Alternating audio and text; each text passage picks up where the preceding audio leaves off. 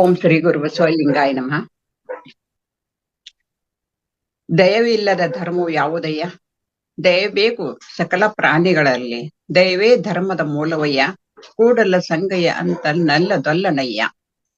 12ನೇ ಶತಮಾನವನ್ನು ಚಿರಸ್ಮರಣೆಗೊಳಿಸುವಂತ ಬಸವಾದಿ ಪ್ರಮುಖರನ್ನ ರನ್ಮಂದಿರಲಿ ಸ್ಮರಿಸಿಕೊಳ್ಳುತ್ತಾ, ಪತ್ರಿಜಿಯವರು ಹಾಗೂ ಎಲ್ಲ ಋಷಿಮುನಿಗಳು ಮೊದಲು ಮಾಡಿಕೊಂಡು ಎಲ್ಲ ಶರಣರನ್ನು, ಜ್ಞಾನಿಗಳನ್ನು, ಸರ್ವ ಸಂತರನ್ನು ಸಹಿತ ರನ್ಮಂದಿರಲಿ ಸ್ಮರಿಸಿಕೊಳ್ಳುತ್ತಾ, ಅವರೆಲ್ಲರ ಪಾದಾರ ವಿಂದಗಳಲ್ಲಿನ ತಮಸ್ತಕಳಾಗಿ ಈ ಮಹಾ ಅವತಾರ ಫೌಂಡೇಶನದ ಸ್ಥಾಪಕರಾದಂತ ರಂಗನಾಥ ಗುರುಜಿಯವರಿಗೂ ಸಹಿತ ಅನಂತ ನಮನಗಳನ್ನು ಅರ್ಪಿಸುತ್ತಾ, ನಾವು ನೀವೆಲ್ಲರೂ ಒಂದು ಧ್ಯಾನದಿಂದ ಜ್ಞಾನ, ಜ್ಞಾನದಿಂದ ಮುಕ್ತಿ, ಈ ಜೀವನ ಮಾನವ ಜನ್ಮ ಹುಟ್ಟಿದ್ದಕ್ಕಾಗಿ ನಾವು ಸಾರ್ಥಕ ಮಾಡಿಕೊಳ್ಳಲು ಸದಾ ಕಾಲ ಹಾತೊರೆಯುತ್ತಿರುವಂತ ಎಲ್ಲಾ ನನ್ನ ಆತ್ಮ ಬಂಧುಗಳಿಗೆಲ್ಲರಿಗೂ ಸಹಿತ ಅನಂತ ಶರಣು ಶರಣಾರ್ಥಿಗಳು.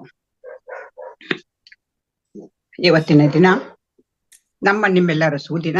ಇಂಥ ಶುಭ ಸಂಜೆ, ಎಲ್ಲರಿಗೂ ಶುಭ ಸಂಜೆಯನ್ನು ಒಂದು ಹೇಳುತ್ತಾ, ಶರಣರ ವಚನಗಳಲ್ಲಿ ಪತ್ರಿಜಿಯವರ ವಿಚಾರಧಾರೆ ಎನ್ನುವಂತ ವಿಷಯದ ಬಗ್ಗೆ ನೀವು ತಿಳಿದ ಮಟ್ಟಿಗೆ ಒಂದು ಹೇಳಲು ಅವಕಾಶ ಕೊಟ್ಟಿರುವಂತ ತಮ್ಮೆಲ್ಲರೂ ಸಹಿತ ಅನಂತ ಧನ್ಯವಾದಗಳನ್ನು ಸಲ್ಲಿಸುತ್ತಾ, ಮೊದಲು ನಾನು ಹೆಚ್ಚಿಗೆ ಪತ್ರಿಜಿಯವರ ಬಗ್ಗೆ ತಿಳಿದುಕೊಂಡಿಲ್ಲ.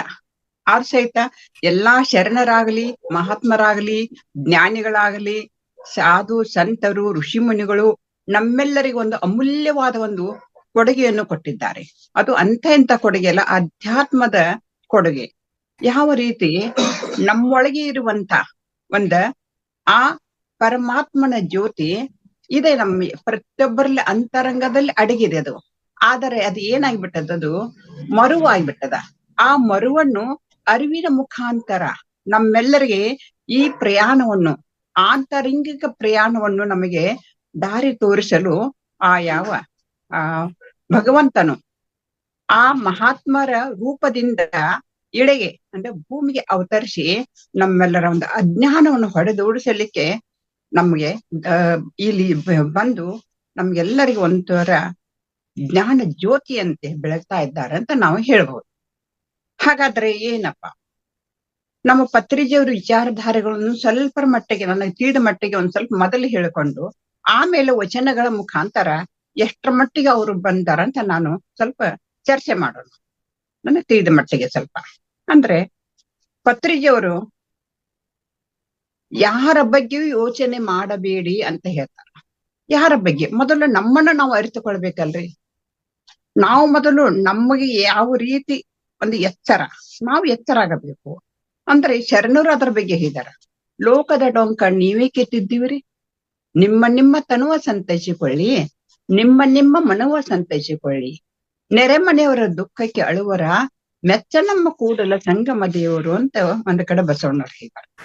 ಅಂದ್ರೆ ಇನ್ನೊಬ್ಬರ ಬಗ್ಗೆ ಸುಮ್ನೆ ವಿಚಾರಗಳ ಮಾಡಿ ನಮ್ಮತನವನ್ನ, ಸಮಯವನ್ನ ಹಾಳು ಮಾಡಿಕೊಳ್ಳದೆ ಒಂದು ಸುವಿಚಾರದೊಂದಿಗೆ ನಾವು ಸಾಗಿದ್ದಾದರೆ ನಮ್ಮ ಏನ ಸಮಸ್ಯೆಗಳದಾವಲ್ಲ ಸಹಜವಾಗಿ ಬಗೆಹರಿದು ಅದನ್ನು ಅನುಕರಣೆ ಮುಖಾಂತರ ಇನ್ನೊಬ್ಬರಿಗೆ ನಾವು ದಾರಿ ದೀಪವಾಗಬೇಕೇ ಹೊರತಾಗಿ ನಾವು ಹೀಗೆ ಹಾಗೆ ಅಂತ ಇನ್ನೊಬ್ಬರು ಒಂದು ತಪ್ಪು ತಡೆಗಳನ್ನು ಮಾಡಲು ನಾವ್ಯಾರು ಅಂತ ಹೇಳಿ ಇದರದೊಂದು ಇದನ್ನ. ಆಮೇಲೆ ಇನ್ನೊಂದು ಸ್ವಾಧ್ಯಾಯ ಅಂತ ನಾವ್ ಹೇಳ್ತೇವೆ. ಪತ್ರಿಜಿಯವರು ಹೇಳಿದಾರ, ಪುಸ್ತಕಗಳನ್ನು ಓದಬೇಕು. ಓದದೆ ಅದನ್ನು ಪುಸ್ತಕವನ್ನು ತೆರೆದೆ ನೋಡದೆ ಬರೇ ನಾವು ಪುಸ್ತಕ ಇದೆ ಅಂತ ನಾವು ಹೇಳ್ತಾ ಸುಮ್ನೆ ಅದನ್ನ ನೋಡ್ತಾ ಕುಂತರ ನಮ್ಗೆ ಏನಾಗ್ತದ, ನಾವು ಯಾವುದೇ ಪರೀಕ್ಷೆಯಲ್ಲಿ ಪಾಸ್ ಆಗ್ಲಿಕ್ಕೆ ಸಾಧ್ಯನಾ? ನಾವ್ ಏನ್ ಮಾಡ್ಬೇಕು? ನಾವು ಪ್ರಯತ್ನ ಮಾಡ್ತಾ ಇರ್ಬೇಕು. ಆಗ ಮಾತ್ರ ಆ ಬುದ್ಧಿ ಏನಾಗ್ತದ, ಒಬ್ಬೊಬ್ಬರಿಗೆ ಒಂದೊಂದು ರೀತಿ ತಲುಪಲಿಕ್ಕೆ ಸಾಧ್ಯ ಆಗ್ತದ. ಅಂದ್ರೆ ಒಳ್ಳೆ ವಿಚಾರ ಪುಸ್ತಕಗಳು, ಕೆಲವೊಂದು ಪುಸ್ತಕಗಳು ಇರ್ತಾವ್ರವು ಯಾವ ರೀತಿ ಇರ್ತಾವಂದ್ರ, ಕೈ ತೊಳೆದು ಮುಟ್ಟಬೇಕು ಅನ್ನೋಂತ ಅಧ್ಯಾತ್ಮದ ಒಂದು ಪುಸ್ತಕಗಳು ಇರ್ತಾವ್ರು. ಕೆಲವೊಂದು ಮುಟ್ಟಿದ ನಂತರ ಕೈ ತೊಳ್ಕೊಬೇಕು ಅಂತಾವು ಪುಸ್ತಕಗಳು ಇರ್ತಾವ. ಅದಕ್ಕಾಗಿ ಎಂತ ಪುಸ್ತಕವನ್ನು ಓದಬೇಕಂತ ಕೇಳಿದ್ರ, ನಮ್ಮ ಹೃದಯವನ್ನು ಯಾವ ರೀತಿ ಅರಳುವಂತ ಪುಸ್ತಕ ಓದ್ಬೇಕು, ನಮ್ಮನ್ನ ನಾವು ಮರಿಬೇಕು ಅಲ್ಲಿ ಪುಸ್ತಕವನ್ನು ಓದ್ತಾ. ಆ ಸ್ಥಿತಿಗೆ ನಮ್ಮನ್ನು ಒಯ್ದು ಮುಟ್ಟಿಸಬೇಕು. ಅಂದ್ರೆ ಪ್ರಕೃತಿ ಸೌಂದರ್ಯ ಬಗ್ಗೆ ಕೆಲವೊಂದು ಪದಗಳು ಇರಬಹುದು, ಪದ್ಯಗಳು ಇರಬಹುದು. ಅಂತ ಪದಗಳ ಪದ್ಯಗಳನ್ನ ಓದ್ತಾ ಇರ್ಬೇಕಾದ್ರ ನಾವೇ ಆ ಸೃಷ್ಟಿಯ ಮಾತೆಯ ಮಡಿಲಿನಲ್ಲಿ ಇದ್ದೇವೇನೋ ಅನ್ನುವಂತ ಭಾವನೆ ನಮಗೆ ಬರಬೇಕು. ಅಧ್ಯಾತ್ಮದಲ್ಲಿ ಆದ್ರೆ ಅದೇ ಪ್ರಕಾರ. ಆಮೇಲೆ ಅದೇ ಪ್ರಕಾರ ಧ್ಯಾನ ಅಂತ ಅಂದ್ರೆ ಏನು ಅಂತ ಏಕಶಿಂದ ನಮ್ ಪತ್ರಿಜಿಯವರು ಕೆಲವೊಂದು ಸಾಕಷ್ಟು ತಾವೆಲ್ಲಾರು ನೀವೆಲ್ಲ ಕೇಳ್ತಾ ಇದ್ದೀರಿ, ನಾವು ಎಲ್ಲ ಕೇಳ್ತಾ ಇದ್ದೀವಿ. ಆದ್ರೂ ಸಹಿತ ಆ ಧ್ಯಾನ ಎಷ್ಟರ ಮಟ್ಟಿಗೆ ನಾವು ಅಳವಟ್ಟು ಅಂತರಂಗದಲ್ಲಿ ಆನಂದದ ಅನುಭೂತಿ ಪಡೆದಾ ಇದ್ದೇವೆ. ಆ ಮಾರ್ಗದರ್ಶನದಲ್ಲಿ ಸಾಧಕರಾಗಿ ಹೆಜ್ಜೆಗಳು ಹೇಗೆ ಇಡ್ತಾ ಇದ್ದೇವೆ ಅಂತ ಹೇಳಿ ನಮ್ಮನ್ನ ನಾವು ಪ್ರಶ್ನೆ ಮಾಡಿಕೊಳ್ಳೋದನ್ನ ಇವತ್ತಿನ ವಿಚಾರ. ಅಂದ್ರೆ ಏನು? ಪ್ರತಿಯೊಬ್ಬರು ಏನ್ ಮಾಡ್ಬೇಕು? ಮೂಲಭೂತವಾಗಿ ಪ್ರಾಥಮಿಕವಾಗಿ ಅತಿ ಅಗತ್ಯವಾಗಿ ಕಡ್ಡಾಯವಾಗಿದೆ ಅಂತ ನಮ್ಮ ಪತ್ರಿಜಿಯವರು ಹೇಳ್ತಾರೆ. ಪ್ರಪಂಚದಲ್ಲಿ ಏನಾಗಿದೆ ಅಂತ ಕೇಳ್ರ, ನಮ್ಮ ಜನಸಂಖ್ಯೆ ದಿನಕ್ಕ ಅಧಿಕ ಆಗ್ತಾ ಇದೆ. ಆದ್ರೆ ಏನಾಗೈತಿ ಅಲ್ಲಿ ಧನ ಆಕಾಂಕ್ಷೆ, ಮೌಢ್ಯ ಮತ್ತು ಅಶಾಂತಿಯಿಂದ ಸಾಗಿತಿಂದು. ಆದ್ರೆ ಶಾಂತಿ, ಆರೋಗ್ಯ ಮತ್ತು ನಮ್ಮ ಮನಸ್ಸಿನ ಸಮತೋಲನಕ್ಕಾಗಿ ಏನ್ ಬೇಕಾಗಿತ್ತು? ನಮಗೆ ಧ್ಯಾನ ಬೇಕಾಗೈತಿ. ಅದು ಧ್ಯಾನ ಏಕೆ ಬೇಕಾಗೈತಿ? ಸುಮ್ನೆ ಕುಂತ ಕಣ್ಣು ಮುಚ್ಚಿ ಕುಂತ್ರ ಆಗ್ತದ? ಇಲ್ಲಿಲ್ಲ. ಅದಕ್ಕೊಂದು ಹಿನ್ನೆಲೆ ನಾವು ಉದ್ದೇಶ ಇಟ್ಟುಕೊಂಡ್ ಕಸಿ ನಾವು ಧ್ಯಾನ ಮಾಡ್ಬೇಕಲ್ವಾ? ನಾವ್ ಏಕೆ ಧ್ಯಾನ ಮಾಡ್ಬೇಕಂತ ಇದೊಂದು ಕೆಲವೊಂದು ಹೇಳಿದಾರೆ. ಅದಕ್ಕಾಗಿ ನಮ್ಮ ಶರಣರು ಒಂದ್ ಕಡೆ ವಚನದಲ್ಲಿ ಹೇಳಿದ್ದಾರೆ, ಮಣವೆಂಬ ಮರಕಟ್ಟುವು ತನುವೆಂಬ ವೃಕ್ಷವನ್ನೇರಿ. ನೋಡ್ರಿ, ಮನಸ್ಸನ್ನಂತ ಇದು ಕೋತಿ. ಮಣವೆಂಬ ಮರಕಟ್ಟುವು ತನುವೆಂಬ ವೃಕ್ಷವನ್ನೇರಿ. ವೃಕ್ಷ ಅಂದ್ರೆ ಮರ. ವೃಕ್ಷವನ್ನೇರಿ ಇಂದ್ರಿಯಗಳೆಂಬ ಶಾಖೆಗೆ ಹಾರಿ ವಿಷಯಗಳೆಂಬ ಹಣ್ಣು ಫಲಗಳ ಗ್ರಹಿಸಿ ಭವದತ್ತ ಮುಖವಾಗಿ ಸಾಗುತ್ತೀರಿ ನೋಡ. ಈ ಮನೆವೆಂಬ ಮರಕಟ್ಟವನ್ನು ನಿಮ್ಮ ನೆನೆ ಎಂಬ ಪಾಶದಲ್ಲಿ ಕಟ್ಟಿ ಎನ್ನ ನುಹಿಕೊಳ್ಳೆಯ ಅಖಂಡೇಶ್ವರ. ನೋಡ್ರಿ, ಈ ಮನಸ್ಸನ್ನಂತ ಕೋತಿಯನ್ನು ನಾವು ಕಟ್ಟಬೇಕು. ಯಾವುದರಿಂದ? ಆ ಪರಮಾತ್ಮನ ನೆನಹು ಅನ್ನುವಂತ ಒಂದು ಹಗ್ಗವನ್ನು ತೆಗೆದುಕೊಂಡು ನಾವು ಕಟ್ಟಿದ್ದಾದ್ರ ಆ ಕಣ್ಣು, ಕಿವಿ, ಮೂಗು ಇವೇನು ಪಂಚೇಂದ್ರಿಯಗಳದಾವಲ್ರಿ, ಈ ಪಂಚೇಂದ್ರಿಯಗಳ ಮುಖಾಂತರ ವಿಷಯಗಳು ಹರಿದು ಹಂಚಿ ಹೋಗ್ತಾ ಇರೋದನ್ನು ತಂದು ಅಲ್ಲಿ ಏಕಾಗ್ರತೆಯನ್ನು ನಮ್ಗ ಅಂತರಂಗದ ಪಯಣಕ್ಕೆ ಅಣಿ ಮಾಡಿಕೊಡುತ್ತದೆ ಅಂತ ಏಕಶಿಂದ ಶರಣರ ಹೇಳಿದಾರ. ಅದೇ ಪ್ರಕಾರ ಕಷ್ಟಪಟ್ಟು ಕೆಲಸ ಮಾಡುವುದು ಒಂದು ಬದುಕು ಬೇಕು. ನಮ್ಗ ಕಾಯಕ ಬೇಕು. ಕಾಯಕ ಯಾಕಂದ್ರೆ ಈ ಕಾಯವನ್ನು ನಾವು ದುಡಿಸಬೇಕು. ಈಗ ನೋಡ್ರಿ, ಮೊದಲಿನ ಜನ ಏನ್ ಮಾಡ್ತಿದ್ರು? ಬೆಳಗ್ಗೆ ಆಗೋಷ್ಟ್ರೊಳಗ ತಾವು ಸ್ನಾನ ಮಾಡಿ ಪೂಜೆ ಮಾಡಿಕೊಂಡು ಧ್ಯಾನ ಮಾಡಿ ಆಮೇಲೆ ಸೂರ್ಯೋದಯಕ್ಕಿಂತ ಮೊದಲೇ ಹೊಲ ಗದ್ದೆಗಳಲ್ಲಿ ಕೆಲಸ ಮಾಡ್ತಿದ್ರು. ಅಂತೇಳಿ ಅವ್ರು ಎಷ್ಟೊಂದು ಆರೋಗ್ಯ ಪೂರ್ಣವಾಗಿದ್ರು, ಎಷ್ಟೊಂದು ಆರೋಗ್ಯದಿಂದ ತಮ್ಮನ್ನ ತಾವು ದುಡಿಸಿಕೊಂಡು 106 ವರ್ಷ ಅವರ ಆಯುಷ್ಯ ಇರ್ತಿದ್ರದು. ಇವಾಗ ಏನು ಬೆಳಗಂತ ಯಾವಾಗ ಆಗ್ತದ ಅಂತ ಕಸಿ ನಮ್ಗ ಕೆಲವೊಬ್ಬರಿಗೆ ಗೊತ್ತಾಗೋದಿಲ್ಲ. ಇಲ್ಲಿ ನಮ್ಮ ಧ್ಯಾನಕ್ಕೆ ಬಂದವ್ರ ಸಮಸ್ಯೆ ಇಲ್ಲ ಇದು. ಕಾರಣ ಎಲ್ಲರೂ 4 ಗಂಟೆಗೆ ಎದ್ದು ನಮ್ಮ ಸ್ನಾನ ಅಥವಾ ಆಗ್ಲೇ ಆಗದೆ ಇರ್ಲಿ, ಆದ ಧ್ಯಾನ ಅನ್ನುವಂತ ಆ ಲೋಕಕ್ಕೆ ನಾವೆಲ್ಲ ಹೋಗ್ತೇವಲ್ರದು. ಅದಕ್ಕಾಗಿ ಕಷ್ಟಪಟ್ಟು ಕೆಲಸ ಮಾಡೋನ ಬದುಕು ರಾಜನ ಬದುಕು ಅಂತ. ಯಾಕ ಆಳಾಗಿ ದುಡಿ ಅರಸಾಗಿ ಉಣ್ಣು ಗಾದೆ ಮಾತಿದಲ್ರದು. ಅದಕ್ಕೆ ಆಧ್ಯಾತ್ಮಿಕತೆಯಿಂದ ಹೇಳುವುದು ಏನಂದ್ರ, ನಿನ್ನ ವಾಸ್ತವಿಕ ಜೀವನಕ್ಕೆ ನೀನೇ ಸೃಷ್ಟಿಕರ್ತನು. ಈಗ ನಾನು ಯಾವ ಸ್ಥಿತಿಯಲ್ಲಿ ಇದ್ದೇನೆ? ಏನೋ ಸುಖಿಯಾಗಿದ್ದೇನೋ, ಆನಂದವಾಗಿದ್ದೇನೋ, ದುಃಖಿಯಾಗಿದ್ದೇನೋ, ಏನಾದ್ರೂ ಸಮಸ್ಯೆಗಳ ಒಂದು ತೊಡರುಗಳಲ್ಲಿ ನಾನು ತೊಡಗಿರುವೇನೋ? ಏನು ನಮ್ಮ ಸಮಸ್ಯೆಗಳಿದಲ್ಲ ಅದಕ್ಕೆ ಯಾರು ಕಾರಣ? ಇನ್ನೊಬ್ಬರು ಹೊಣೆಗಾರರಲ್ಲ, ನಾವೇ ಕಾರಣ ಅಂತ ಹೇಳಿ ಈ ವಿಷಯ ನಾನು ಹೇಳ್ತಾ ಇಲ್ಲ, ಪತ್ರಿಜಿಯವರು ಹೇಳಿರ್ತದೆ. ಪತ್ರಿಜಿಯವರು ಹೇಳಿದ ಮಾತಿದು. ನಿನ್ನ ವಾಸ್ತವಕ್ಕೆ ನೀನೇ ಸೃಷ್ಟಿಸಲ್ಪಟ್ಟುಕೊಂಡದ್ದು. ನಿನ್ನ ವಾಸ್ತವ ಎಲ್ಲ ಆಕಾಶದಿಂದ ಬರುದಲ್ರದು. ನಾವು ಈಗ ಹೇಗೆ ಇದ್ದೇವಲ್ರದು, ಇದೇನ್ ಆಕಾಶದಿಂದ ಒಂದು ಉದುರುದಿಲ್ಲ, ಆಮೇಲೆ ಮಳೆಯಂತೆ ಸುರಿಯುದಿಲ್ಲ ಅದು. ಮತ್ತೇನು? ನಿನ್ನ ಒಳಗಿನಿಂದಲೇ ನಿನಗೆ ತೋರುತ್ತದೆ. ನೋಡ್ರಿ, ಏನೇ ಸಮಸ್ಯೆಗಳು ನಮ್ಮ ಒಳಗಿಂದನೂ ಉದ್ಭವ ಆಗ್ತಾವ್ರಿ, ಹೊರಗಿಂದ ಆಗ್ಲಿಕ್ಕೆ ಸಾಧ್ಯ ಇಲ್ಲ. ಈಗ ಸತಿಪತಿಗಳು ಒಂದೇ ಮಧ್ಯದಲ್ಲಿ ಜಗಳ ಬರ್ತೈತಿ. ಜಗಳ ಯಾತಕ್ಕಾಗಿ ಬರ್ತದ್ರಿ? 3ನೇ ಊರಿಂದ ಬರ್ತದೆ. ಸಮಸ್ಯೆ ಉಂಟಾಗೋದು ಸತಿಪತಿಗಳ ಮಧ್ಯದಲ್ಲಿ ಇಲ್ಲವೇ ಇಲ್ಲ. ಆದ್ರೆ 3ನೇ ಊರಿಂದ ಬಂದದಕ್ಕಾಗಿ ಕಿವಿಗೊಟ್ಟು ಮನಸ್ಸಿಗೆ ಒಂದು ಅಶಾಂತಿಯನ್ನು ಉಂಟು ಮಾಡಿಸಿಂದ ಸಮಸ್ಯೆಗಳು ಉದ್ಭವ ಮಾಡ್ಕೊಳ್ಳಿಕ್ಕೆ ಆಗ್ತದ. ಅದಕ್ಕಾಗಿ ಮೂರನೇವರಿಂದ ಇಲ್ಲಿ ಪ್ರವೇಶ ಮಾಡದೆ ನಮ್ಮ ಮನಸ್ಸಿನಲ್ಲಿ ಅಂಗ ಲಿಂಗ ಅಂದ್ರೆ ಶರಣಸತಿ ಲಿಂಗಪತಿ ನಾವು ಇಬ್ಬರು ಅವಿನಾಭಾವದಿಂದ ಸಂಬಂಧದಿಂದ ನಾವು ಇದ್ದು ನಮ್ಮನ್ನ ನಾವು ಪರಮಾತ್ಮದಡಿಗೆ ನಮ್ಮ ಮನಸ್ಸನ್ನು ಹೋಗೊಡ್ಬೇಕಾದ್ರ ನಾವು ಏನ್ ಮಾಡ್ಬೇಕು, ಅನ್ಯರ ಒಂದು ವಿಚಾರಗಳನ್ನು ನಾವು ಕೇಳ್ಕೊಂಡು ಆದ್ರೆ ನಮಗೆ ಯಾವ್ದು ಬೇಕನ್ನು ಅದನ್ನು ತೆಗೆದುಕೊಂಡು ಆನಂದ ಭರಿತವಾಗಿರೋಣ ಅಂತ ಏಕಶಿಂದ ನಮ್ಮ ಜ್ಞಾನಿಗೆ ಹೇಳಿದಾರ. ಅದ ಏನ್ ಮಾಡ್ಬೇಕು, ನಿನ್ನ ಮಡಲಿಗೆ ಬೀಳುತ್ತದೆ ನನ್ನ ಒಳಗಿನ ವಿಚಾರಗಳು, ನನ್ನ ಒಳಗಿನ ಆನಂದ, ನನ್ನ ಒಳಗಿನ ಶಾಂತಿನ ನನ್ನ ಮಡಿಲಿಗೆ ಬೀಳ್ಲಿಕ್ಕೆ ಸಾಧ್ಯ ಆಗ್ತಾರೆ. ನಾವೇನು ಮಡಿಲು ಒಡ್ಕೊಂಡು ನಾವು ಬೇರೆದವರು ಹಾಗೆ ಮಾಡ್ಲಿ ಹೀಗೆ ಮಾಡ್ಲಿ ಬೇಡವೇ ಬೇಡ. ನಮ್ಮ ಒಳಗಿಂದ ಯಾವ ರೀತಿ ಇರ್ತದ, ನಾವು ಕಷ್ಟಪಟ್ಟು ಕೆಲಸ ಮಾಡಿದರೆ ರಾಜನ ಬದುಕು ನಮ್ಮದಾಗುತ್ತದ ಅಂತ ಪತ್ರಿಜೀವಿ ಹೇಳಿದಾರೆ. ಕಷ್ಟಪಟ್ಟು ನಾವು ಮಾಡಬೇಕು.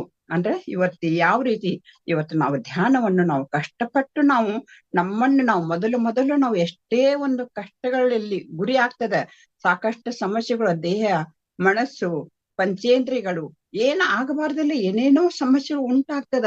ಆದ್ರೂ ಸಹಿತ ಅದು ಯಾಕೆ ಆಗ್ತದ ಅಂತ ಕೇಳಿದ್ರ ನಾವಾಗೆ ಮಾಡಿಕೊಂಡಂತ ಅದು ಏನು ಕರ್ಮಗಳು. ಆ ಕರ್ಮಗಳು ಹೋಗಬೇಕಾದ್ರ ಅದಕ್ಕೆ ಏನ್ ಮಾಡ್ಬೇಕು, ನಾವು ದಿಟ್ಟದಿಂದ ಯಾವ ರೀತಿ ಮೀನುಗಳು ನೀರಿನಲ್ಲಿ ಈಜಾಡುವಾಗ ಎದುರಾಗಿ ಹೋಗುತ್ತವೆ. ಯಾವ ಎದುರು, ನೀರಿನ ಒಂದು ಹರಿವಿಕೆ, ನೀರು ಯಾವ ರೀತಿ ಹರಿತದಲ್ಲ ಅದರ ಎದುರುಗೊಂಡು ಅವು ಮೀನುಗಳು ಹರಿತಾವ.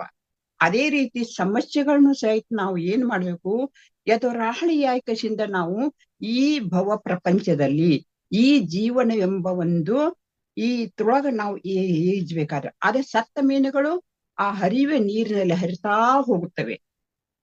ಆದ್ರೆ ನಾವು ಜೀವಂತ ಮೀನುಗಳಾಕಸಿಂದ ನಮ್ಮ ಬದುಕು ಸಾಗಿಸಬೇಕು ಅಂತ ಏಕಸಿಂದ ಇಲ್ಲಿ ಒಂದು ಶರಣರು ಹೇಳ್ತಾರ. ಅದಕ್ಕಾಗಿ ನೋಡ್ರಿ ಎಷ್ಟು ಒಂದು ವಿಚಾರಗಳನ್ನ ಎಷ್ಟು ಸುಂದರವಾಗಿ ಹೇಳಿದಾರ. ಯಾವ ರೀತಿ my dear God's, my dear friends, ನೋಡ್ರಿ ಎಲ್ಲರೂ ಒಂದರಿ. ಇಲ್ಲಪ್ಪ ಅವ್ರ ನಮಗ್ ಸಂಬಂಧ ಇಲ್ಲ, ಹಾಗಿಲ್ಲ, ಎಲ್ಲರೂ ನಮ್ಮವರು. ಯಾಕಂದ್ರ ಧ್ಯಾನ ಸ್ಥಿತಿ ಯಾವ ರೀತಿ ಸುಖವಾದ ಆಸನ, ಸುಖಕರವಾಗಿರಿ, ದೇಹ ಸ್ಥಿರವಾಗಿರೋ ಸ್ಥಿತಿ, ಇದೆಲ್ಲ ಧ್ಯಾನ ಸ್ಥಿತಿ ಇದ್ರ ಅಲ್ಲಿ ಏನಾಗ್ತೈತಿ, ನಮ್ಮ ಶ್ವಾಸವೇ ಗುರು ಅಂತ ಏಕಶಿನ್ ಪತ್ರಿಜಿಯವರು ಹೇಳಿದಾರ. ಗುರು ಅಂದ್ರೆ ಯಾರು? ನಮ್ಮ ಶರಣರು ಹೇಳಿದಾರು. ಗುರುವಿಲ್ಲದ ಯಾವುದು ಸಾಧ್ಯ ಇಲ್ಲ ಅಂತ ಏಕಶನ್. ಆದ್ರೂ ಸಹಿತ ಆ ಶ್ವಾಸವೇ ಗುರು ಅಂತ ಹೇಳಲಿಕ್ಕೆ ಒಬ್ಬರು ಬೇಕಲ್ರದು. ಈ ಶ್ವಾಸ ಗುರು ಅದು ಯಾವ ರೀತಿ ನಾವು ಶ್ವಾಸವನ್ನು ತೆಗೆದುಕೊಳ್ಬೇಕು, ಯಾವ ರೀತಿ ನಾವು ಬಿಡಬೇಕು, ಶ್ವಾಸದ ಕಡೆ ಗಮನ ಕೊಡಬೇಕು ಅನ್ನೋರು ಒಬ್ಬರು ಜ್ಞಾನಿಗಳು ಬೇಕಲ್ವಾ. ಆ ಜ್ಞಾನಿಗಳು ಹೇಳೋ ತನಕ ಆ ಜ್ಞಾನಿ ಎಲ್ಲಿ ತನಕ, ಕನ್ನಡಿ ಅಲ್ಲಿ ಇರೋ ತನಕ ಅದ ಕನ್ನಡಿ. ಆ ಕನ್ನಡಿ ಎದುರು ಹೋದ ನಂತರ ನಾವೇ ಅಲ್ಲಿ. ಅದೇ ಪ್ರಕಾರ ಶ್ವಾಸ ಅಲ್ಲಿದೆ ಅಂತ ಶ್ವಾಸ ಎಂಬ ಕನ್ನಡಿಯನ್ನು ತೋರಿಸುವ ಒಬ್ಬರು ಗುರು. ಆ ಶ್ವಾಸದ ಹತ್ತಿರ ನಾವು ಹೋದ ನಂತರ, ಕನ್ನಡಿ ಎದುರು ಹೋದ ನಂತರ ನಮ್ಮನ್ನೇ ನಾವು ಕಾಣ್ತೇವಲ್ಲ, ಅದೇ ಪ್ರಕಾರ ಶ್ವಾಸ ಅನ್ನುವಂತ ಗುರುವಿನ ಆಳವಾಗಿ ನಾವು ಇಳಿದದ್ದಾರ ನಮ್ಮ ಅಂತರಂಗದ ಪಯಣ ಪ್ರಾರಂಭವಾಗುತ್ತೆ. ಅಲ್ಲಿ ನೇರವಾಗಿ ನಮ್ಮ ಪರಮಾತ್ಮ ಕಾಣೋದಿಲ್ಲ, ತಕ್ಷಣ ಕಾಣೋದಿಲ್ಲ. ಶ್ವಾಸ ಅನ್ನುವಂತ ಗುರುವಿನ ಮುಖಾಂತರ ಹೋಗ್ತಾ ಹೋಗ್ತಾ ಹೋಗ್ತಾ ಹೋಗ್ತಾ ಅಲ್ಲಿ ನಾವು ನಾವಾಗಿ ಉಳಿಯುವುದಿಲ್ಲ. ನಾವು ಪರಮಾತ್ಮನ ಸಾಮೀಪ್ಯ ಹೋಗಬಹುದು, ಆದ್ರ ಪರಮಾತ್ಮನ ಆಗಲಿಕ್ಕೆ ತಕ್ಷಣ ಸಾಧ್ಯವಿಲ್ಲ. ಹಾಗಾದ್ರೆ ಯಾವಾಗ ಆಗಬೇಕು? ನಮ್ಮ ಮೈ ಎಲ್ಲ ಹಗುರು ಆಗ್ತದೆ, ನಾವು ನಾವಾಗಿ ಉಳಿದಿಲ್ಲ. ಅದೊಂದು ಸ್ಥಿತಿಗತಿಗೆ ಹೋಗದಾಗ, ಸಾಧನೆ ಮುಖಾಂತರ ನಾವು ಮುಂದೆ ಹೋದಾಗ, ಧ್ಯಾನಕ್ಕೆ ಹೋದಾಗ. ಆಮೇಲೆ ಇನ್ನೂ ಹೇಳ್ತಾರ, ಶ್ವಾಸವೇ ಗುರು ಅಂತ ಹೇಳಿದ ನಂತರ ಆಗ ಇನ್ನೂ ಕೆಲವೊಂದು ವಿಚಾರಗಳು ಹೇಳ್ತಾರೆ. ಯಾರು? ನಮ್ಮ ಪತ್ರಿಜಿಯವರು. ನೋ ಡಾಕ್ಟರ್ ಅವಶ್ಯಕತೆ ಇಲ್ಲ. ಆಮೇಲೆ ನೋ ಮೆಡಿಸಿನ್, ನಿನಗೆ ನೀನೇ ಡಾಕ್ಟರ್ ಆಗ್ಬೇಕಂತ ಹೇಳ್ತಾರೆ ಎಷ್ಟು. ಆಮೇಲೆ ನಿನಗೆ ನೀನೇ ಔಷಧಿ ಆಗಬೇಕು. ಮತ್ತೇನು? ಆಸ್ಪತ್ರೆಗಳಂತೂ ಬೇಡವೇ ಬೇಡ. ಆಮೇಲೆ ವೈದ್ಯೋ ನಾರಾಯಣ ಅಂತ ಈ ರೀತಿ ಸಾಕಷ್ಟು ನಮ್ಮ ಆರೋಗ್ಯದ ಬಗ್ಗೆ ನಮ್ಮ ಪತ್ರಿಜಿಯವರು ಹೇಳಿದಾರ. ಅದಕ್ಕಾಗಿ ಒಂದು ಕಡೆ ಶರಣರು ಹೇಳಿದಾರ ಇದು ಒಂದು ವಿಚಾರಗಳನ್ನ. ಆಹಾರವ ಕಿರಿದು ಮಾಡಿರಣ್ಣ. ಆಹಾರವನ್ನು ಯಾಕಂದ್ರ 1 ಹೊತ್ತು ಉಂಡವ ಯೋಗಿ, 2 ಹೊತ್ತು ಉಂಡವ ಭೋಗಿ, 3 ಹೊತ್ತು ಉಂಡಾವ ರೋಗಿ, 4 ಹೊತ್ತು ಉಂಡಾವ ಹೊತ್ಕೊಂಡ್ ಹೋಗಿ. ಎಷ್ಟು ಸುಂದರವಾಗಿ ಹಿಂದಿನ ಹಿರಿಯರು ಹೇಳ್ತಿರ್ ನೋಡ್ರಿ. ಈ ಮಾತು ನಮ್ ತಂದೆಯವ್ರ ನಮ್ಗೆಲ್ಲ ಹೇಳ್ತಿದ್ರು. ನಾವ್ ಆ ರೀತಿ ಹಿಂಗತ ಮತ್ ನಿಜವಾಗ್ಲೂ ನಮ್ ತಂದೆಯವ್ರು ಏನ್ ಮಾಡ್ತಿದ್ರು, ಒಂದೇ ಹೊತ್ತು ಊಟ ಮಾಡ್ತಿದ್ರು. ಇನ್ನು ಅವಾಗ ಯೌವನಸ್ಥರಿದ್ದರದು ಆರು ಸಹಿತ ಬೆಳಗಿನ ಸಮಯದಲ್ಲಿ ಸ್ನಾನ ಪೂಜೆ ಮಾಡ್ಕೊಂಡು ಅವ್ರು ಒಂದೇ ಹೊತ್ತು ಪ್ರಸಾದ ಮಾಡ್ಕೊಂಡು ತಮ್ಮ ಕೆಲ್ಸಕ್ಕೆ ತಾವು ಹೋಗ್ತಿದ್ರು. ಆಮೇಲೆ ಸಾಯಂಕಾಲ ಮುಗಿಸ್ಕೊಂಡು ಬಂದು ಸ್ನಾನ ಪೂಜೆ ಮುಗಿಸಿಕೊಂಡು ಬರೇ ಹಾಲು ಮಾತ್ರ ತಗೋತಿದ್ರು ನೋಡ್ರಿ. ನಮಗ್ ನೆನ್ಪ ಒಂದಲ್ಲ ಎರಡಲ್ಲ 35 ವರ್ಷದೊಳಗೆ ಆ ರೀತಿ ಮಾಡಿದ್ರು ಅನ್ನೋದು ನನ್ಗ ಪೂರ್ಣ ನೆನ್ಪದತ್ತು. ಅಂತ ಹೇಳಿ ಅವ್ರು ಎಷ್ಟು 106 ವರ್ಷ ಬದುಕಿದ್ರು. ಕಾರಣ ಆಹಾರವನ್ನು ಬರೀ ಸೇವಿಸ್ತಾ ನಾವು ನಮ್ಮ ಆರೋಗ್ಯನ ನಾವು ಏನ್ ಮಾಡ್ಕೊಳ್ತಾ ಇದ್ದೀವಿ, ನಾವು ಅನಾಹುತ ಮಾಡ್ಕೊಳ್ತಾ ಇದ್ದೀವಿ. ಅನಾರೋಗ್ಯ ಆಗಲಿಕ್ಕೆ ಆಹಾರವೇ ನಾವು ಕೊಳೆತು ಹೋಗ್ತದೆ ನೋಡ್ರದು. ಏನ್ ಎಷ್ಟು ಬೇಕಲ್ರಿ ಅಷ್ಟು ನಾವೆಲ್ಲ ಏನ್ ಮಾಡ್ತಿದ್ವು, ಜೀವಿಸಲಿಕ್ಕಾಗಿ ಆಹಾರವನ್ನು ತೆಗೆದುಕೊಳ್ಳಬೇಕಾಗಿ ಹೊರತಾಗಿ ನಾವು ಉಣ್ಣತೇವೆ, ಅದಕ್ಕೆ ಉಣ್ಣುವುದಕ್ಕಾಗಿ ನಾವು ಜೀವಿಸ್ತಾ ಇದ್ದೇವೆ. ನಮ್ಮ ಜೀವನ ಏನ್ರ ಉಣ್ಣೋದು. ಯಾಕಂದ್ರೆ ಏನ್ ಹೊಟ್ಟೆಗೆ ಆಗಿ ನೋಡ್ರಿ ಇದೆಲ್ಲ ನಾವು ಏನೇನೋ ಮಾಡಬಾರ್ದೆಲ್ಲ ಮಾಡ್ತಾ ಇದ್ದೀವಿ. ಮತ್ತೆ ಒಂದ್ ಕಡೆ ಅಕ್ಕಮಾರು ಹೇಳಿದಾಳೆ, ಹಸಿವೇ ನೀನು ನಿಲ್ಲು, ತ್ರಷೆ ಅಂದ್ರೆ ನೀರಡಿಕೆ ನೀನು ನಿಲ್ಲು, ಕಾಮವೇ ನೀನು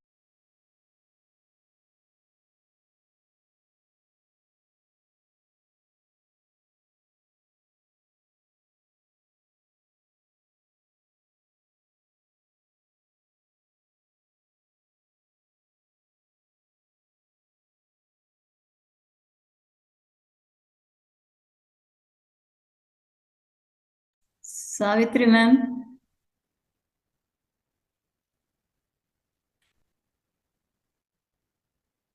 ಸಾವಿತ್ರಿ ಮ್ಯಾಮ್. ಹಾ ಈಗ ಬಂತರದು. ಹಾ ಯಾಕೆ ನೆಟ್ವರ್ಕ್ ಹೋಯ್ತೇನೋರದು ತಕ್ಷಣ. ಸಾರಿ ರೀ, ಓಕೆ ಓಕೆ ಮಾತಾಡಿ. ನಾನು ಹಾಗೆ ಹೇಳ್ತಾ ಇದ್ದೇನ್ರಿ, ತಕ್ಷಣ ಆಯ್ತು. ಓಕೆ ಓಕೆ ಆಯ್ತು, ಸಾರಿ ರೀ. ಅದೇ ಪ್ರಕಾರ ಹೇಳಿ ಮ್ಯಾಮ್. ಹೇಳಿ, ಕೇಳ್ತಾ ಇದ್ದೆ, ಹೇಳಿ. ಕಾರಣ ಬದುಕುವುದಕ್ಕಾಗಿ ತಿನ್ನಬೇಕು, ತಿನ್ನುವುದಕ್ಕಾಗಿ ನಮ್ಮ ಬದುಕು ಆಗಬಾರದು. ಎಲ್ಲವನ್ನು ಪರಿಪೂರ್ಣವಾಗಿ ಶರಣರು ಸಹಿತ ಹೇಳಿದಾರ. ಆಹಾರವ ಕಿರಿದು ಮಾಡಿರಣ್ಣ, ಆಹಾರವ ಕಿರಿದು ಮಾಡಿ ಆಹಾರದಿಂದ ವ್ಯಾಧಿ ಹಬ್ಬಿ ಬಲಿಯುವುದಯ್ಯ. ನಾವ್ ಯಾವುದೇ ರೋಗಕ್ಕೆ ನಾವು ಬಳಸಬೇಕಾದ್ರೆ ಆಹಾರವೇ ಕಾರಣ. ಆಹಾರದಿಂದ ನಿದ್ರೆ ಹೆಚ್ಚಾಗ್ಬಿಡ್ತದ, ನಿದ್ರೆಯಿಂದ ತಾಮಸ ಆಗ್ತದ, ಆಮೇಲೆ ಅಜ್ಞಾನ ಆಗ್ತದ, ಮೈ ಮರುವು ಆಗ್ತದ, ಅಜ್ಞಾನದಿಂದ ಕಾಮ ವಿಕಾರ ಆಗ್ತಾವ, ಮನೋವಿಕಾರ ಆಗ್ತದ, ಕಾಯ ವಿಕಾರ ಆಗ್ತದ, ಭಾವ ವಿಕಾರ ಆಗ್ತದ, ವಾಯು ವಿಕಾರ ಉಂಟು ಮಾಡ್ಕಸಿಂದ ಸೃಷ್ಟಿಗೆ ಏನಾಗಿ ಬಿಡ್ತದ. ನಾವೆಲ್ಲ ಕಾಯದ ಅತಿ ಪೋಷಣೆ ಬೇಡ, ಎಷ್ಟು ಏನು ಬೇಕಲ್ಲ ಅಷ್ಟ ಅತಿ ಪೋಷಣೆ ನಾವು ಶರೀರಕ್ಕಾಗಿ ಬದುಕುವಂತ ಮಾಡ್ತಾ ಹೋಗ್ತಾ ಇದ್ದೇವೆ. ಮತ್ತ ಜಪ ತಪ ಧ್ಯಾನ ಧಾರಣ ಪೂಜೆ ಸೂಕ್ಷ್ಮತನು ಮಾತ್ರ ಇದ್ರ ಮಾತ್ರ ಅಷ್ಟ ಆಗ ಸಾಲುದಲ್ಲ. ಏನ್ ಮಾಡ್ಬೇಕು, ಆ ತನುವನ್ನು ಪೋಷಿಸುವ ಆಶೆ ಯತಿತ್ವಕ್ಕೆ ವಿಘ್ನವೆಂಬುದನ್ನು ಆ ತನು ಪೋಷಣೆಯಿಂದ ತಾಮಸ ಹೆಚ್ಚಾಗ್ತದ, ಅಜ್ಞಾನದ ವಿರಕ್ತಿ ಹಾನಿ ಆಗ್ತದ, ಅರಿವು ನಷ್ಟ ಆಗ್ತದ, ಪರುವು ದೂರ ಆಗ್ತದ, ನೆರಕೆ ನಿಲುವೆಲ್ಲವೂ ಕಾರಣ. ಚನ್ನ ಮಲ್ಲಿಕಾರ್ನ ಒಲಿಸ ಬಂದ ಕಾಯವ ಕೆಡಿಸದೆ ಉಳಿಸಿಕೊಳ್ಳಯ್ಯ. ಒಂಥರ ಎಷ್ಟೊಂದು ಹೇಳ್ತಾರ ನೋಡ್ರಿ. ಇದು ಕಾಯವನ್ನು ಉಳಿಸಿಕೊಳ್ಳಬೇಕು, ಬೆಳೆಸಿಕೊಳ್ಳಬೇಕು. ಯಾತಕ್ಕಾಗಿ? ನಾವು ಅಧ್ಯಾತ್ಮದ ಜೀವನಕ್ಕಾಗಿ. ಹಸಿವಾಗ್ತದ ನಮಗ. ಯಾವ ಹಸಿವಾಗ್ತದ? ಹೊಟ್ಟೆ ಹಸಿವಾಗ್ತದ. ಹೊಟ್ಟೆ ಹಸಿವಿಗೆ ಏನ್ ಬೇಕ್ರಿ ನಮಗೂ? ಅನ್ನ, ರೊಟ್ಟಿ, ಪಲ್ಯ ಇದೆಲ್ಲ ಬೇಕ್ರಿ ನಮಗೂ. ಅದೇ ಪ್ರಕಾರ ಇನ್ನೂ ಹಸಿವಾಗ್ತದ್ರಿ ನಮಗೂ. ಯಾವ್ದು? ನೆತ್ತಿಗೆ ಹಸಿವು. ನೆತ್ತಿ ಅಂದ್ರೆ ಗೊತ್ತಲ್ರಿ ನಿಮ್ಗೆಲ್ಲ. ನೆತ್ತಿಗೆ ಹಸಿವು ಯಾವುದು? ಜ್ಞಾನ ನೆತ್ತಿ ಹಸಿವನ್ನು ನೀಗಿಸ್ತದ. ಅದೇ ಪ್ರಕಾರ ಇನ್ನೂ ಒಂದದಲ್ರಿ, ಆತ್ಮದ ಹಸಿವು. ಆತ್ಮದ ಹಸಿವಿಗೆ ಏನ್ ಬೇಕು? ಧ್ಯಾನ. ಯಾವಾಗ ನಾವು ಆತ್ಮದ ಹಸಿವನ್ನು ನಾವು ತಣಿಸ್ತೇವೋ ಆವಾಗ ನಾವು ಮಾನವರಾಗಿ ಹುಟ್ಟಿದ್ದಕ್ಕಾಗಿ ಸಾರ್ಥಕ ಆಗ್ತದಂತ ಏಕದಿಂದ ನಾವೆಲ್ಲ ವಿಚಾರ ಮಾಡ್ಬೇಕು. ಅದಕ್ಕಾಗಿ ಇನ್ನೂ ಹೇಳ್ತಾರ, ಅತ್ತಲಿತ್ತ ಹೋಗದಂತೆ ಹೇಳುವಣ ಮಾಡಯ್ಯ ತಂದೆ. ಎಲ್ಲೆಲ್ಲ ಹೊಂಟೈತ್ರಿ ನಮ್ಮ ಮನಸ್ಸು. ಪತ್ರಿಜಿಯವ್ರು ಹೇಳಿದಾರ, ಧ್ಯಾನದಲ್ಲಿ ಏಕಾಗ್ರತೆ ಇರಬೇಕು, ನಮ್ಮನ್ನ ನಾವು ಮರಿಬೇಕು. ಅದನ್ನೇ ಅತ್ತಲಿತ್ತ ಹೋಗದಂತೆ ಹೇಳುವಣ ಮಾಡಯ್ಯ ತಂದೆ, ಮತ್ತೊಂದು ಕೇಳದಂತೆ ಕಿವುಡನ ಮಾಡಯ್ಯ ತಂದೆ. ನೋಡ್ರಿ, ನಿಮ್ಮ ಶರಣರ ಪಾದವಲ್ಲದೆ ಅನ್ಯ ವಿಷಯ ಕೆಳಸಂತೆ ಇರಿಸು ಕೂಡಲ ಸಂಗಮ ದೇವ ಅಂತ ಹೇಳ್ತಾರೆ. ಆ ಶರಣರ ಪಾದವಲ್ಲದ ಮತ್ತೊಂದು ಕಡೆ ನಾವು ಶರಣರ ಸತ್ಸಂಗ ಅಂತ ನಾವು ಹೇಳ್ತೇವಲ್ರಿ. ಈಗ ನಾವೆಲ್ಲರೂ ಜ್ಞಾನಿಗಳು ಇಂಥ ಸತ್ಸಂಗದಲ್ಲಿ ನಾವು ಇರೋದ್ರಿಂದ ಏನಾಗ್ಬಿಡ್ತೈತಿ, ನಮ್ಮ ಅಂತರಂಗದ ಒಂದು ಪಯಣಕ್ಕೆ ನಾವು ಆ ಸಾಮೀಪ್ಯ ಹೊಂತೀವಿ. ನಾವು ಇಲ್ದಿದ್ರ ದೂರ ದೂರ ಸಾಕ್ತೇವಿ ಅಂತ ನಾವು ವಿಚಾರ ಮಾಡ್ಬೇಕು. ಮತ್ ಹಾಗೆ ಮುಂದೆ ಹೋದಾಗ ಯಾವಾಗ ಮಾಡ್ಬೇಕು ಅಂತ ಒಂದು ಪತ್ರಿಜಿಯವರು ಹೇಳ್ತಾರೆ. ನಾವು ಯಾವಾಗ ಬೇಕಾದಾಗ ನಾವು ಧ್ಯಾನಕ್ಕೆ ಕೂಡಿರ್ಬೋದು. ಅದು ರಾತ್ರಿ ಬೇಕಾಗಿಲ್ಲ, ಹಗಲಿ ಬೇಕಾಗಿಲ್ಲ. ಇವಾಗ ಅಣದ ನಾವ್ ಯಾವಾಗ ಮನಸ್ಸು ಒಂಥರ ಇದನ್ನ ಶಾಂತಿ ಇರ್ಲಿ ಅಶಾಂತಿ ಇರ್ಲಿ, ನಾವು ಧ್ಯಾನಕ್ಕೆ ಕುಂತದ್ದಾದ್ರ ಇಲ್ಲಪ್ಪ ಈ ಸಮಯದಲ್ಲಿ ಮಾಡುದ ಬೇಡ, ಹಾಗೇನಿಲ್ಲ. ಅದೇ ಪ್ರಕಾರ ನಮ್ಮ ಶರಣರು ಹೇಳಿದಾರ, ವಾರವೆಂದರಿಯೇ ದಿನವೆಂದರಿಯೇ. ನೋಡ್ರಿ, ಕೆಲವೊಬ್ರು ಅಂತಾರೆ ಇವ ಸೋಮವಾರ ಐತಿ ಉಪವಾಸ ಮಾಡ್ತೇವೆ. ಯಾಕ ಬೇಕಿರ್ತೇವೆ ಸೋಮವಾರ? ವಾರಗಳನ್ನ ನಾವು ಮಾಡ್ಕೊಂಡೇವ್ ನಾವು. ಹೊರತಾಗಿ ಆ ಪರಮಾತ್ಮನಿಗೆ ಏನು ಸಂಬಂಧ ಇಲ್ಲ ವಾರಗಳು. ಶುಕ್ರವಾರ ಐತಿ ಅದ್ ಮಾಡ್ಬೇಕು, ಇದ್ ಮಾಡ್ಬೇಕು, ಈ ಬೇಡವೇ ಬೇಡ ನಮಗ. ವಾರವೆಂದರಿಯೇ ದಿನವೆಂದರಿಯೇ, ಈರುಳ್ಳಿ ಎಂದರೆ ಹಗಲ್ ಎಂದರಿಯೇ. ರಾತ್ರಿ ಗೊತ್ತಿಲ್ಲ, ಹಗಲು ಗೊತ್ತಿಲ್ರಿ ನಮಗ. ಆಮೇಲೆ ಏನೆಂದರೆ ನಾನು ಏನು ಅನ್ನೋದು ಗೊತ್ತಿಲ್ಲ. ನನಗೆ ಯಾವಾಗ ನನಗ್ ಮಾನಸಿಕವಾಗಿ ಒಂದು ಧ್ಯಾನಕ್ಕೆ ಕೂಡ್ರಿ. ಯಾಕಂದ್ರೆ ಕೆಲವೊಂದ್ ಇಬ್ಬರು ಅಂತಾರ್ರಿ, ನಾವು ಬೆಳಗಿನ ಸಮಯದಲ್ಲಿ ಮಾತ್ರ ಮಾಡ್ತೀವಿ, ಈಗ ಮಾಡೋದಿಲ್ಲ. ಕಾರಣ ನಾಳೆ ನಾವು ಇರ್ತೀವಿ ಅನ್ನೋದು ನಮಗ ಗೊತ್ತಿಲ್ರದು. ಕೆಲವೊಬ್ರು ಹೇಳ್ತಾರೆ, ಎಡಮಗ್ಗುಲಾಗಿ ಬಲಮಗ್ಲಿ ಹಾಸಿಗೆ ಅಂತ ಕಿತ್ತಿ ಎಳೋದ ಮಾಡೋಣ್ರಿ ನಾವು. ಯಾಕಂದ್ರೆ ಹಾಸಿಗೆಲ್ಲ ಮಲ್ಕೊಂಡ ಕಷ್ಟ ನಾವೆಲ್ಲ ಏನ್ ಮಾಡ್ತೀವಿ, ಬರೇ ಚರ್ಚೆ ಮಾಡೋತರ 1 ಗಂಟೆ ಹೋಗಿ ಬಿಡ್ತಾ ಇದ್ದಿರೋದು. ಹೀಗ್ ಹೇಳ್ಬೇಕಾ, ಹಾಗೆ ಹೇಳ್ಬೇಕಾ, ಹಾಗೆ ಮಾಡ್ಬೇಕಾ, ಹೀಗ್ ಮಾಡ್ಬೇಕಾ. ಮೊದ್ಲು ಕಿತ್ತಿ ಎಳೋಂದ್ರೆ ನಾವು ಹಾಸಿಗೆ ಬಿಟ್ಟು ಕಿತ್ತಿ ಎದ್ದು ಕೊಡ್ಲಿ ನಾವು ಫ್ರೆಶ್ ಆಗ್ತೇವ್ರಿ ತಳಗೇನು. ಆ ವಿಚಾರಗಳಿಂದ ನಮ್ಮ ಸಮಯ ಹರಣ ಆಗ್ತಾ ಇದ್ದಾರೆ. ಅದಕ್ಕಾಗಿ ನಮಗೆ ಯಾವುದೇ ವಾರ ಬೇಡ, ತಿಥಿ ಬೇಡ, ಇದನ್ ಬೇಡ, ಏನು ಬೇಡ. ತಕ್ಷಣ ನಾವು ಕಣ್ಣು ತೆಗೆದ ತಕ್ಷಣ ಆ ಧ್ಯಾನದ ಲೋಕದಲ್ಲಿ ನಾವು ವಿವರಿಸೋಣ, ಅಲ್ಲಿ ಪ್ರಯಾಣ ಮಾಡೋಣ. ಆಮೇಲೆ ಹಗಲೆಂದರೆ ಏನೆಂದರ್ನ್ಯ ನಿಮ್ಮವ ಪೂಜಿಸಿ ಎಣ್ಣವ ಮರದೆ ಕೂಡಲ ಸಂಗಮ ದೇವ. ನಮ್ಮನ್ನ ನಾವು ಮರೆಯುವಂತ ಸ್ಥಿತಿಗೆ ಬರ್ಬೇಕಾದ್ರೆ ನಿಮ್ಮವ ಪೂಜೆ ಅಂದ್ರೆ ಧ್ಯಾನವ ಮಾಡಿ. ಯಾಕಂದ್ರೆ ಶರಣರು ಹೇಳಿದ್ದು ಎಲ್ಲಾನು ಒಂದೇ ಬಿಡ್ರದು. ಇನ್ನೊಂದ್ಸಲ ಅದೇ ವಚನ ಹೇಳ್ತಾವ, ವಾರವೆಂದರೆ ದಿನವೆಂದರಿಯೇ, ಈರುಳ್ಳಿ ಎಂದರೆ ಹಗಲ್ ಎಂದರಿಯೇ, ಏನೆಂದ ಅರಿಯೇನಯ್ಯ ನಿಮ್ಮವ ಪೂಜಿಸಿ ಎಣ್ಣವ ಮರದೆ ಕೂಡಲ ಸಂಗಮ ದೇವ. ನಮ್ಮನ್ನ ನಾವು ಮರಿಬೇಕಾದ್ರ ಎಲ್ಲವನ್ನೂ ಬಿಡ್ಬೇಕ್ರ ನಾವು.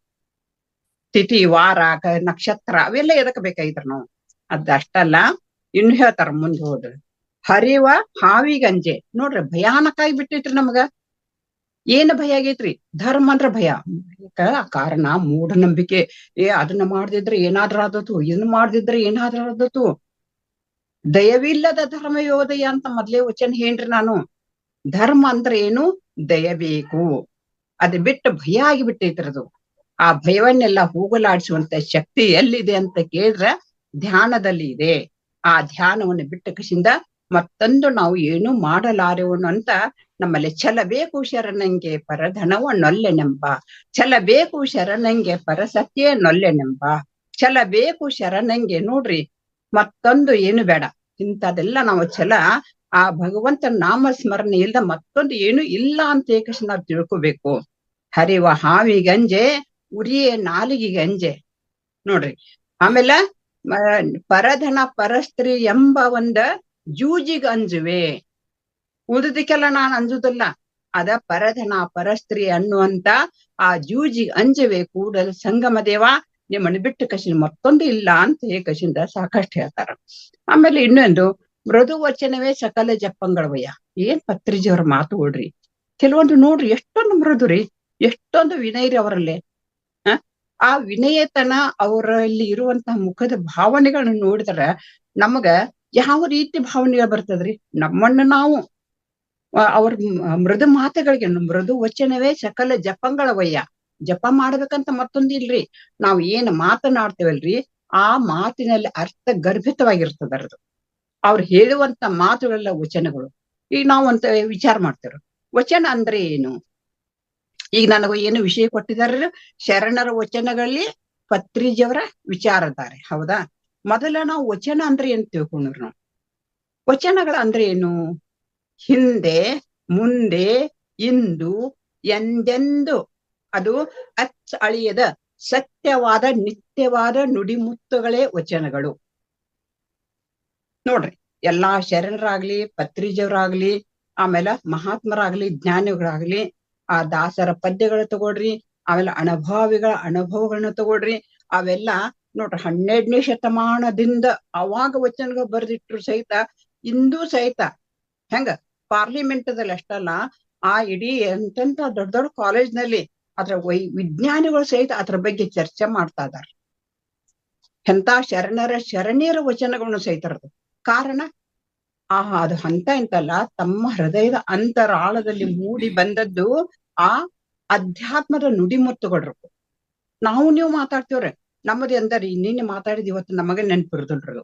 ಆದ್ರ 12ನೇ ಶತಮಾನದಲ್ಲಿ ಅಥವಾ ನಮ್ಮ ಪತ್ರಿಜೆಯವರು ಮಾಡಿದಾಗ್ಲಿ, ದಾಸರು ಒಂದು ಬರೆದ ಪದಗಳಾಗ್ಲಿ, ಪದ್ಯಗಳಾಗ್ಲಿ, ಅವೆಲ್ಲ ಈಗೆಲ್ಲ ನಾವು ನೆನೆಸ್ತಾ ಇದ್ದೇವ್ರದು.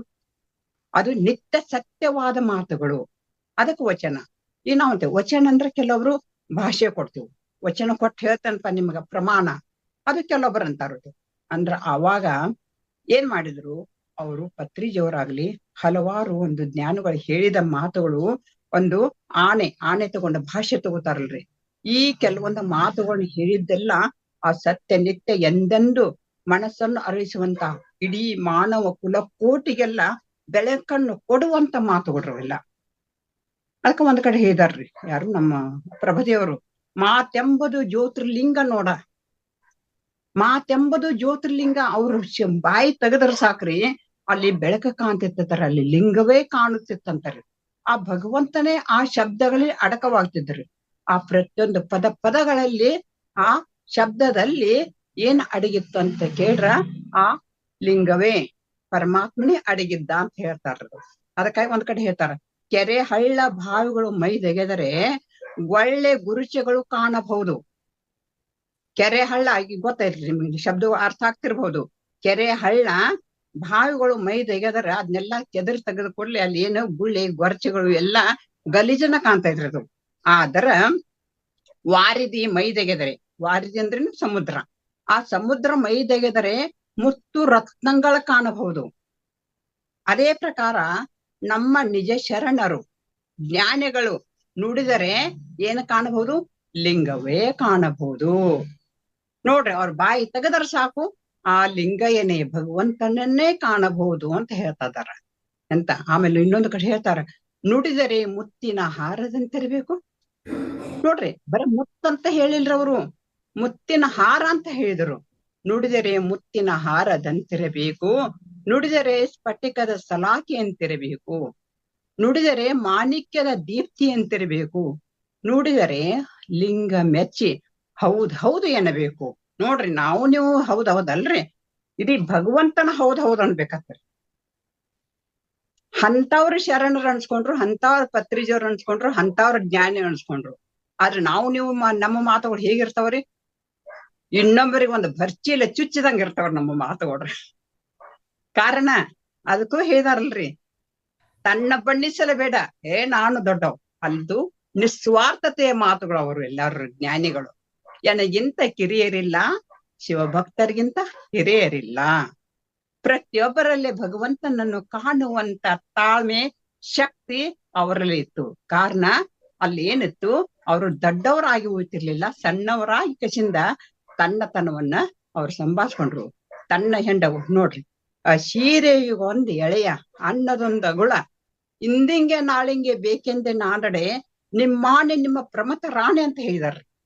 ಈ ಪತ್ರಿಜವ್ರು ಏನ್ ಗಳಿಸಿದಾರೆ ಸಂಪತ್ತನ್ನ, ಜ್ಞಾನ ಸಂಪತ್ತನ್ನು ಗಳಿಸಿದಾರ. ಅವರು ಲೌಕಿಕ ಸಂಪತ್ತನ್ನು ಗಳಿಸಿಲ್ಲ. ಅವರು ಜ್ಞಾನ ಸಂಪತ್ತವೇ ಇಡೀ ಜಗತ್ತನ್ನು ಏನ್ ಮಾಡ್ತದ, ದೊಡ್ಡ ಶ್ರೀಮಂತವನ್ನಾಗಿ ಮಾಡ್ತದ. ಹೌದ್ರಿ, ಅದಕ್ಕಾಗಿ ಹೇಳ್ತಾರಲ್ರಿ, ಪ್ರತಿಯೊಂದು ಸಮಾನತೆ. ನೋಡ್ರಿ, ಆಗಿನ ಕಾಲದಾಗ ಎಷ್ಟೊಂದು ಸಮಸ್ಯೆಗಳು ಇದ್ದವ್ರಿ, ಆದ್ರೂ ಸಹಿತ ಪ್ರತಿಯೊಬ್ಬರಿಗೆ, ಗೌತಮ ಬುದ್ಧನು ಸಹಿತ ಏನ್ ಮಾಡಿದಾರ, ಅವರು ಹೆಣ್ಣು ಮಕ್ಕಳಿಗೆ ಒಂದು ಸ್ವಾಮಿ ಆಗಲಿಕ್ಕೆ ಅವಕಾಶ ಕೊಟ್ಟಿರ್ಲಿಲ್ರದು ಅವರು.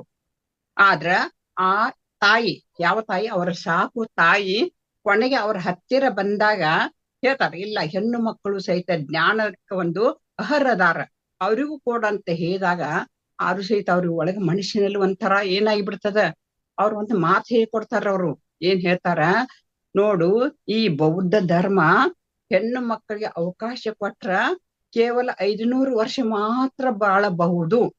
ಆದ್ರ ಆ ಹೆಣ್ಣು ಮಕ್ಕಳ ಅವಕಾಶ ಕೊಡ್ಲಿಲ್ಲ ಆದ್ರ 1000 ವರ್ಷ ತನಕ ಇರಬಹುದು ಅಂತ ಮತ್ ಅನುಮಾನದ ಆಸ್ಪದದಲ್ಲಿನ ಸಹಿತ ಹೆಣ್ಣು ಮಕ್ಕಳಿಗೆ ಅವಕಾಶ ಕೊಟ್ರು.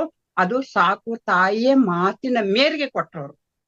ಆದ್ರೆ ನಾವು ಪತ್ರಿಜಿಯವರಾಗ್ಲಿ 12ನೇ ಶತಮಾನದ ಶರಣರಾಗ್ಲಿ ಒಂದು ಸ್ತ್ರೀ ಸಮಾನತೆ ಹಕ್ಕದಾರರಾದ್ರು. ಎಲ್ಲರಿಗೂ ಸಮಾನ. ಹೆಣ್ಣು ಹೆಣ್ಣಲ್ಲ, ಹೆಣ್ಣು ರಕ್ಕಸಿ ಅಲ್ಲ, ಹೆಣ್ಣು ಸಾಕ್ಷಾತ್ ಕಪಿಲ ಸಿದ್ಧ ಮಲ್ಲಿಕಾರ್ಜುನ ಅಂತ ಹೇಳಿದಾರೆ ನೋಡ್ರಿ. ಕಾರಣ ತೋರಲು ಹೆಣ್ಣು ರೂಪಾದರೇನು, ಒಳಗಿರುವಂತ ಅಂತರಂಗದಲ್ಲಿ ಅಡಗಿರುವಂತ ಜ್ಞಾನ ಅರಿವು ಏನದಲ್ರಿ ಅದು ಎಲ್ಲರಿಗೂ ಸಮಾನ ಇದೆ ಅಂತ ಏಕಶಿಂದ ಒಂದು ಹೇಳಿದರು. ಅಷ್ಟಲ್ಲ, ಆ ಭಗವಂತನ ಇರು ಹೇಗಿದೆ, ಎತ್ತೆತ್ತ ನೋಡಿದತ್ತ ನೀನೇ ದೇವ. ಎಲ್ಲದನ್ರಿ ಭಗವಂತ? ಎಲ್ಲಿ ನೋಡ್ತಾರೆ? ಪ್ರತಿಯೊಂದು ಗಿಡ ಮರ ಬಳ್ಳಿಗಳಲ್ಲಿ ಆ ಭಗವಂತನ ಚೈತನ್ಯ ತುಂಬಿದೆ ಅಲ್ರಿ. ಎತ್ತೆತ್ತ ನೋಡಿದ ಅದೇ ಪ್ರಕಾರ ಪತ್ರಿಜಿಯವರು ಪ್ರತಿಯೊಬ್ಬರಲ್ಲಿ ಸಹಿತ ಏನು ಕಂಡ್ರು? ಮಾಸ್ಟರ್. ಪ್ರತಿಯೊಬ್ರು ಮಾಸ್ಟರ್ಗಳ. ಕಾರಣ ಆ ಭಗವಂತನ ಸ್ವರೂಪನ ಮಾಸ್ಟರ್ಗಳಲ್ರದು, ಅದನ್ನ ಬಿಟ್ಟು ಬೇರೆ ಅಲ್ಲ. ಅವರು ಶರಣರು ಸಹಿತ ಏನ್ ಮಾಡ್ರು? ಎತ್ತೆತ್ತ ನೋಡಿದ ತತ್ತ ನೀನೇ ದೇವ, ಸಕಲದ ವಿಸ್ತಾರದ ರೂಹು ನೀನೇ ದೇವ, ವಿಶ್ವತೋ ಚಕ್ಷು ನೀನೇ ದೇವ, ವಿಶ್ವತೋ ಭಾವು ನೀನೇ ದೇವ, ವಿಶ್ವತೋ ಪಾದ ನೀನೇ ದೇವ, ಕೂಡಲ ಸಂಗಮ ದೇವ. ಎಷ್ಟೊಂದು ಅವರಲ್ಲಿ ಒಂದು ಇದಿತ್ತು ನೋಡ್ರಿ ಇದು. ಆಮೇಲೆ ಇನ್ನೊಂದು, ನಾವು ಏನೇ ಕೇಳ್ಬೇಕಾದ್ರೆ ಸಹಿತ ಸಹಜವಾಗಿ ನಾವು ನೀವು ಮನಸ್ಸಿಗೆ ಒಂಥರ ಏನೋ ಸಮಸ್ಯೆಗಳು ಉಂಟಾದ್ರೆ ಬೇರೆದವ್ರ ಮುಂದೆ ಹೇಳ ಬೇರೆ ರೀತಿ ಏನೇನೇನೋ ಸಮಸ್ಯೆ ಮತ್ತಷ್ಟು ಉಂಟಾಗ್ತಾವ.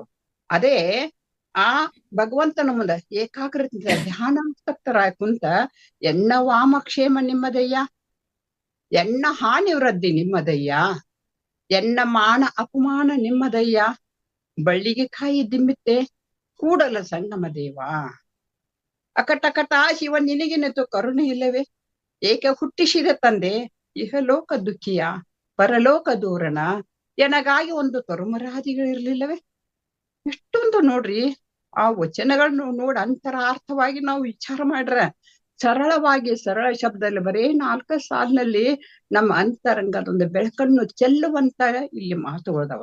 ಇದನ್ನೆಲ್ಲಾ ನೋಡಿ ತಿಳ್ಕೊಂಡ ಕಶಿಂದ ಮತ್ತೆ ಯಾವ ರೀತಿ ಇನ್ನು ಒಂದ್ ಕಡೆ ಬಸವಣ್ಣವ್ರ ಒಂದ್ ಕಡೆ ಅಪ್ಪನು ನಮ್ಮ ಮಾದಾರ ಚೆನ್ನಯ್ಯ, ಬಪ್ಪನು ನಮ್ಮ ಡೋಹಾರ ಕಕ್ಕಯ್ಯ, ಚಿಕ್ಕಯ್ಯನು ಎಮ್ಮಯ್ಯ ಕಾಣಯ್ಯ, ಅಣ್ಣನು ನಮ್ಮ ಕಿನ್ನರಿ ಬೊಮ್ಮಣ್ಣ, ಎನ್ನ ನೇಕೆ ಅರಿಯಿರಿ ಕೂಡಲ ಸಂಗಯ್ಯ, ಇವ ನಾರವ ಎಂದೆನಿಸದಿರಯ್ಯ, ಇವ ನಮ್ಮವ ಇವ ನಮ್ಮವ ಎಂದೆನಿಸಯ್ಯ, ಕೂಡಲ ಸಂಗಮ ದೇವ ಇವ ನಿಮ್ಮ ಮಹಾಮನೆಯ ಮಗನೆಂದೆನಿಸಯ್ಯ.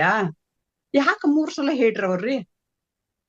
ಇವ ನಾರವ ಎಂದೆನಿಸಿರತ್ತ ಒಂದೇ ಸಲ ಹೇಳ್ಬಹುದಾಗಿತ್ತಲ್ರದು. ಆದ್ರೂ ಸಹಿತ ಇವ ನಾರವ ಎಂದೆನಿಸಿದ್ರಿಯ. ತನುವಿನಿಂದ ಮನಸ್ಸಿನಿಂದ ಭಾವನೆಗಳಿಂದ ನಾವು ಅಪ್ಪಬೇಕ್ರಿ. ಒಪ್ಪದಷ್ಟಲ್ರಿ, ಎಲ್ಲನ್ನು ಅಪ್ಪಿಕೊಳ್ಳಬೇಕ್ರಿ ನಾವು. ಅದೇ ದಾರಿ ನಮ್ಮ ಪತ್ರಿಜಿಯವ್ರದ್ದು ಸಹಿತ. ಇವ ನಮ್ಮವ. ಹೌದು, ಬರೇ ನಿಮ್ಮ ಮನೆಯ ಮಹಾಮನೆಯ ಮಗ. ಯಾರ ಮಹಾಮನೆಯರಿ? ಯಾರ್ದು? ನಿಮ್ಮ ಅಂದ್ರೆ ಯಾರು? ಜಗದಾದಿ ಜಗದ ಪರಮಾತ್ಮನ ರೀ. ಜಗದಾದಿ ಜಗದ ಪರಮಾತ್ಮನ ಮನೆಯ ಮಕ್ಕಳು ನಾವೆಲ್ಲರೂ. ನಾವು ಸಾಮಾನ್ಯರ? ನಾವೆಲ್ಲರೂ ಅಮೃತ ಪುತ್ರರ. ನಾವು ತಿಳ್ಕೊಂಡೇವು ನಾವ್ ಏನಿಲ್ಲಪ್ಪ, ನಾವು ಅಜ್ಞಾನಿಗಳು, ನಮ್ಗೇನು ತಿಳಿದಿಲ್ಲಪ್ಪ. ಯಾಕ್ರಿ? ಎದೆ ತಟ್ಟಿ ಹೇಳೋಣ ನಾವ್ ಯಾರು ಅಂತ. ನಾವು ಭಗವಂತನ ಸ್ವರೂಪಗಳು.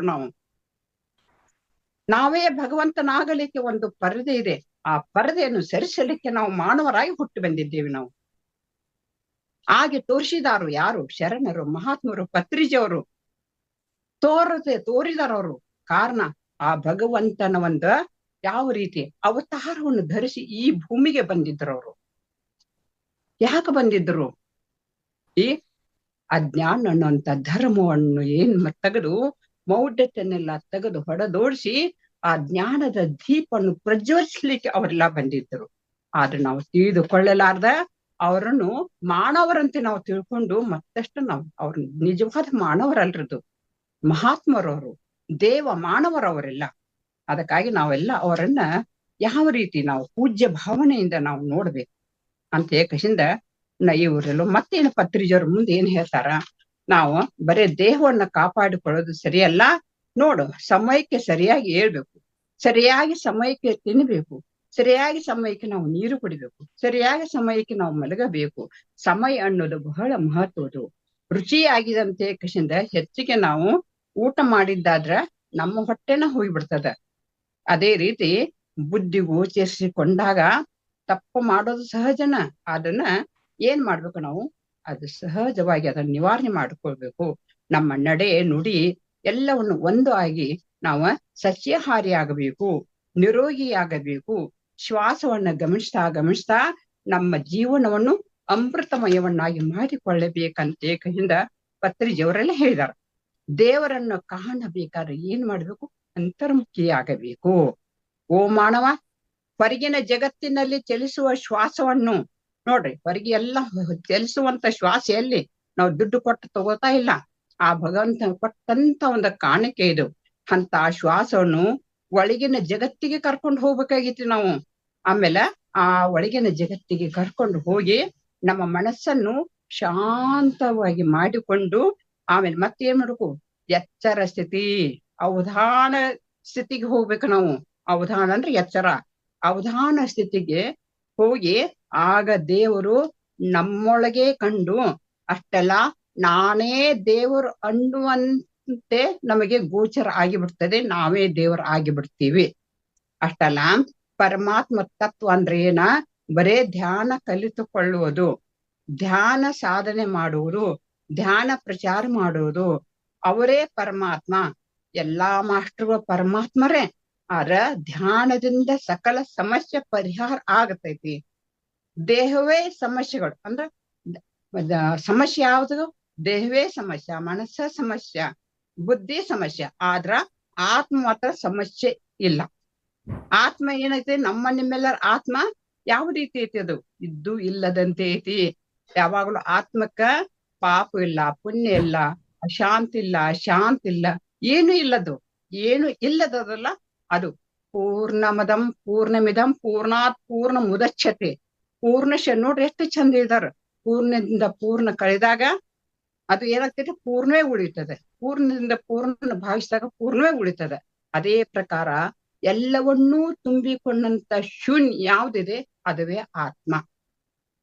ಹೀಗಂತ ನಾನ್ ಹೇಳ್ತಾ ಇಲ್ಲ, ಆ ಮಹಾತ್ಮರು ಪತ್ರಿಜಿಯವರು ಹೇಳ್ತಾ ಇದಾರ.